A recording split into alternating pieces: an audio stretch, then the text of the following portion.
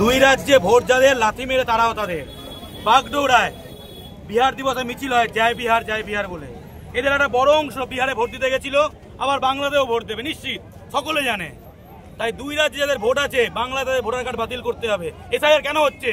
যেমন অবৈধ বাংলাদেশি ধরতে হবে, তেমনি অবৈধ নেপাল থেকে আসা লোক ধরতে হবে, তেমনি বিহার ইউপি বা বাংলায় দুই জায়গায় যাদের ভোটার কার্ড তাদের বাংলার ভোটার কার্ড বাতিল করতে হবে। শুদ্ধ পরিশুদ্ধ বিশুদ্ধ বাংলার ভোটার তালিকা চাই, ঠিক আছে? এবং এনজেপিকে কেন্দ্র করে লোকাল ট্রেন চাই, শিলিগুড়িতে মেট্রো রেল চাই, জলপাইগুড়ি দমনিতে দ্বিতীয় এমস চাই।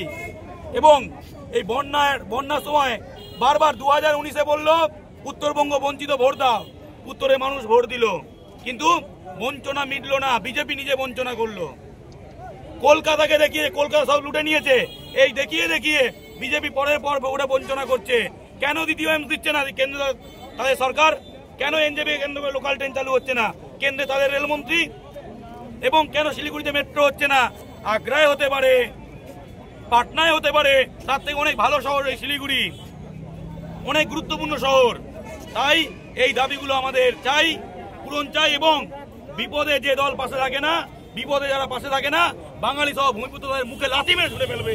কারণ বন্যার সময় 1 টাকাও দেয়নি এই বাঙালি শত্রু, ভূমিপুত্র শত্রু, রাজবংশী শত্রু বিজেপিকে চিনে নিন। এটাই আমাদের দাবি। আজকে গর্জন হবে শিলিগুড়ির মাটিতে, গোটা বাংলা দেখবে পাহাড় থেকে মোহনা তোমার আমার ঠিকানা। জয় বাংলা।